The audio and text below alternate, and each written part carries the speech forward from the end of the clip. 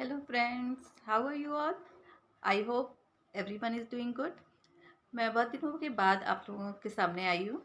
अभी दिवाली चल रही थी और दिवाली फेस्टिवल में तो जैसा कि आप सभी को पता है कि हम सभी लोग बहुत ज़्यादा बिजी थे।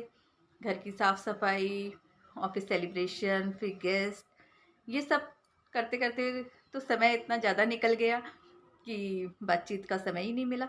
तो आज हम बात करते हैं शादी की। अब आप लोग को तो पता ही है कि दिवाली के बाद शादियों का सीज़न शुरू हो जाता है। ऐसे बहुत सारे घरों में शादियों की तैयारियां शुरू हो चुकी होंगी, किसी की बेटी की, किसी के बेटे की शादी। तो कुछ लोगों के रिश्तेदारों में, किसी के यहाँ फ्रेंड सर्किल में शादियां की तैयारी शुरू हो चुकी होगी। तो तैयारियां तो हम लोग बहुत करते हैं, अच्छी अच्छी ड्रेसेस खरीदते हैं, गिफ्ट्स खरीदते हैं और गेस्ट की लिस्ट तैयार हो जाती है। ऐसे बहुत सारे तमाम काम होते हैं जो कि हम शादियों के लिए करते हैं। तो जब हम शादी की तैयारी कर रहे हैं, चाहे हमारे अपने खुद के घर की शादी हो या हमको किसी के घर जाना है शादी में, चाहे हम हमारे फ्रेंड्स हों चाहे रिलेटिव्स हों, तो हमको कुछ बातें ध्यान में रखनी चाहिए। भाई शादी तो दो लोगों के बीच एक न्यू लाइफ शुरू होने जैसी होती है कि एक न्यू जर्नी शुरू हो रही है। तो इसमें जब हाँ हमारे दोस्त आते हैं और रिश्तेदार आते हैं, वो तो हमको ब्लेसिंग्स देने के लिए आते हैं, हमारी खुशी में शामिल होने के लिए आते हैं। और इस यही चीज़ अगर हम भी सोचें कि हम भी अगर जब किसी की शादी में जा रहे हैं तो वहाँ पर हम सिर्फ गेस्ट बन के नहीं जा रहे हैं, हम उनकी खुशी में शामिल होने के लिए जा रहे हैं। तो ऐसा कोई काम ना करें जिससे कि सामने वाले को परेशानी हो या तकलीफ हो।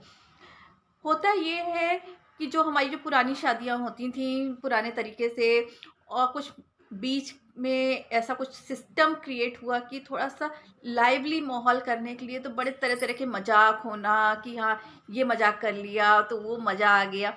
तो इसमें ना एक मर्यादा होती है। तो अगर हमने वो लिमिट अगर हमने क्रॉस कर दी तो वो शादी गड़बड़ हो जाती है, पता चला रंग में ना भंग पड़ जाता है। तो इस चीज़ पे हमको फोकस करना है। तो मैं आज इसी टॉपिक पे कुछ पॉइंट्स बताने वाली हूँ और ये थोड़ा सा सीरीज बनेगी। जैसे कि एक रस्म है हम लोगों के यहाँ जूता चुराई की।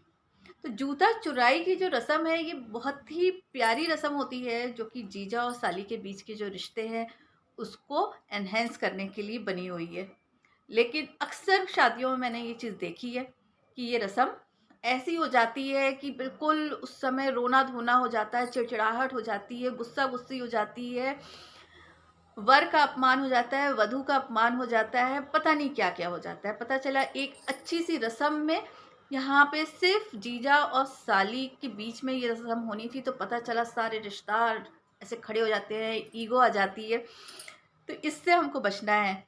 ऐसा उसमें एक इतनी प्यारी सी रस्म है, उस रस्म को बहुत ही तरीके से डिसेंटली भी हम उसको फिनिश कर सकते हैं।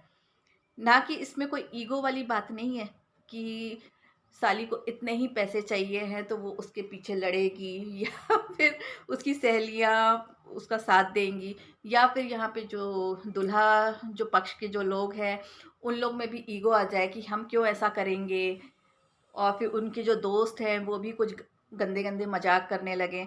तो ये नहीं है इसमें। Do it nicely. ये तो हो गई एक रस्म की बात।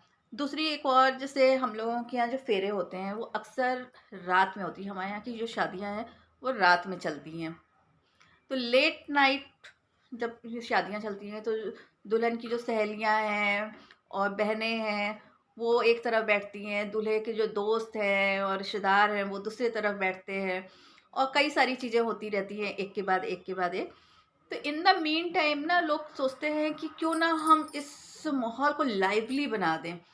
और क्या होता है कि एक ने एक मजाक शुरू किया तो दूसरे ने भी कोई दूसरा मजाक शुरू किया, तो इसमें क्या ताना बाना टाइप का शुरू हो जाता है।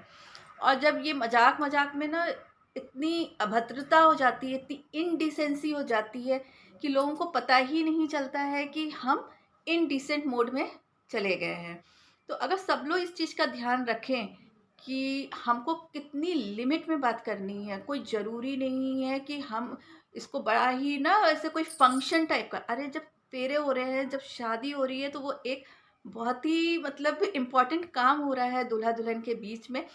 अब जो आप लोग गंदे गंदे मजाक कर रहे हैं तो दूल्हा के कान में भी जा रहा है और दुल्हन के कान में भी वो चीज़ें जा रही हैं, उसका आफ्टर इफेक्ट होगा उनकी लाइफ में। आप लोगों को वो चीज़ नहीं समझ में आ रही है, आप अपने एंजॉयमेंट में लगे हुए हैं कि हम देखो कितने मॉडर्न हैं, या हम कितने खुले विचारों के हैं, या हमारी बहुत इंटरमेसी है दुल्हन के साथ या दूल्हे के साथ में, तो हम कुछ भी बोल सकते हैं। आपको ये नहीं पता है कि उन दोनों के बीच में जो रिलेशन बनने वाला है, उसमें उनकी लाइफ जो आगे चलने वो चलाएँगे, उसमें ये सारी चीज़ें ऐड ऑन होती चली जा रही है कि अरे तुम्हारी सहेली या तुम्हारी बहन ने तो ऐसा बोला था उस समय, तुम्हारे घर की तरफ के लोग ऐसे, और दूल्हा और दुल्हन भी ये चीज़ बोले कि आपके दोस्तों ने तो ये बोला था, ऐसा किया था, आपके भाइयों ने ये कहा था, आपके जीजा ने वो कहा था, आपके घर की तरफ के लोग इस तरीके की बातें करते हैं। तो इससे खटास पैदा होती है। पता चला कि यहाँ पे तो 7 फेरों के समय पता नहीं 7 जन्म की कड़वाहटें आ गई उसी शादी में, और किसके कारण से? दूल्हा-दुल्हन के कारण से नहीं आ रही हैं, ये रिश्तेदारों के कारण से, ये फ्रेंड सर्कल्स के कारण से आ रही हैं।